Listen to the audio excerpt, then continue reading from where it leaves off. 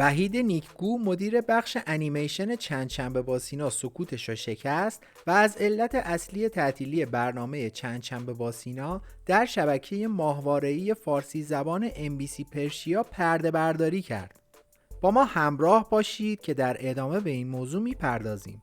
همونطور که میدونید 3 هفته از توقف اجرای برنامه چند شنبه با سینا در شبکه MBC پرشیا میگذره. از 3 هفته پیش برخلاف روال همیشگی پخش برنامه چند شنبه با سینا، شبکه ماهواره‌ای MBC پرشیا از پخش قسمت جدید این برنامه خودداری کرد.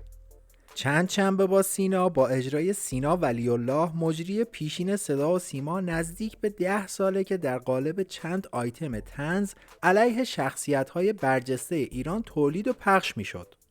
سینا ولی الله از سال 92 برای اولین بار در شبکه ماهواره‌ای فارسیوان تولید و پخش این برنامه را شروع کرد. اما با تعطیلی این شبکه در سال 95 برنامه چند شنبه با سینا را با کمی تغییرات به رادیو جوان منتقل کرد و بعد از گذشت 2 سال در سال 97 برای دومین بار برنامه خودش را تعطیل کرد و بعد به استخدام شبکه MBC پرشیا در اومد و برنامه چند شنبه با سینا از بهمن ماه 1397 در این شبکه پخش هفتگی خودش را از سر گرفت. این برنامه قبلا هم بارها با تعطیلی‌های موقتی در این شبکه مواجه شده بود، اما تعطیلی اخیر اون در شبکه MBC پرشیا سر و صدای زیادی به پا کرد. به ویژه این که سینا ولی الله آخرین قسمت جدید برنامه‌اش رو 3 هفته پیش در بستر اینترنت و در کانال یوتیوب خودش منتشر کرد و از اون تاریخ به بعد محتوای جدیدی با نام چند شنبه با سینا تولید نکرد. برخی رسانه‌ها مدعی شدند که از سرگیری روابط دیپلماتیک بین ایران و عربستان علت اصلی ممانعت شبکه ماهواره‌ای MBC پرشیا از پخش قسمت جدید این برنامه با سوژه کشته شدن آیت الله رئیسی و هیئت همراهش بوده. اما سینا ولی الله سکوت کرد و از توضیح دادن در مورد پخش نشدن برنامه‌اش در این شبکه خودداری کرد و در صفحات شخصی خودش بدون اعلام چرایی این اتفاق تنها به پخش اختصاصی قسمت جدید برنامه‌اش در کانال یوتیوب شخصی خودش اشاره کرد که این اتفاقی بی سابقه در دوران پخش این برنامه در شبکه MBC پرشیا هستش. لازم به ذکره که بعد از گذشت 3 هفته سینا ولی الله هنوز شخصا گمان زنی ها و نقل قول ها و حواشی به وجود اومده در این مورد مبنی بر علت خودداری شبکه MBC پرشیا از پخش برنامه چند شنبه با سینا را تکذیب یا رد نکرده. اما حالا در تازه ترین خبرها آقای وحید نیکگو مسئول تولید بخش انیمیشن برنامه چند شنبه با سینا از علت اصلی تعطیلی این برنامه پرده برداری کرده. اما قبل از اینکه ببینیم ایشون چی گفتن، لطفاً برای حمایت از ما همین الان ویدیو رو لایک و کانال رو سابسکرایب کنید، چون میدونم بعدش یادتون میره. زنگوله کنارش رو هم بزنید تا از ویدیوهای بعدی ما زودتر با خبر بشید.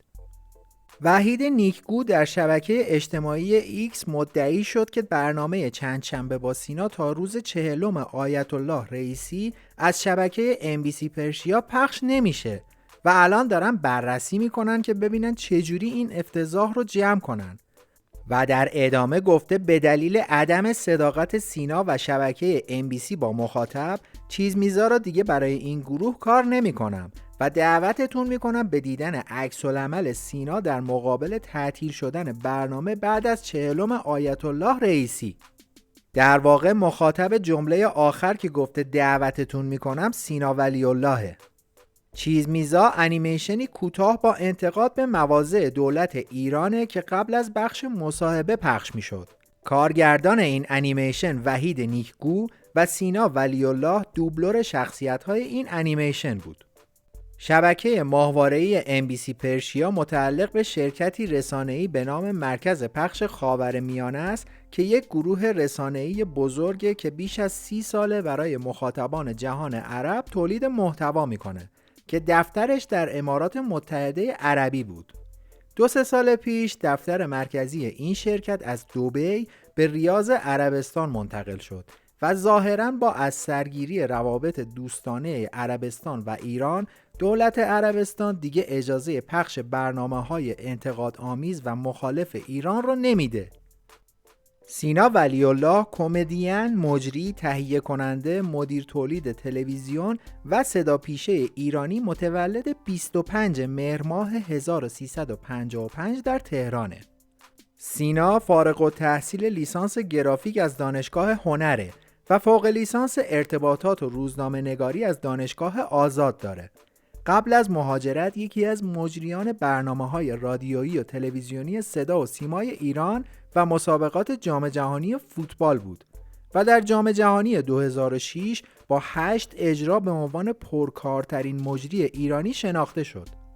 3 بار به عنوان برترین گوینده رادیو نامزد دریافت جایزه بود تا اینکه سال 83 موفق به دریافت این جایزه شد. اما تصمیم گرفت که به کارش در ایران پایان بده و به لندن مهاجرت کرد. مادر و پدر سینا تحصیل کرده تئاتر و چاپ و نشر بودند و از کارمندان وزارت نیرو و وزارت فرهنگ و هنر بودند.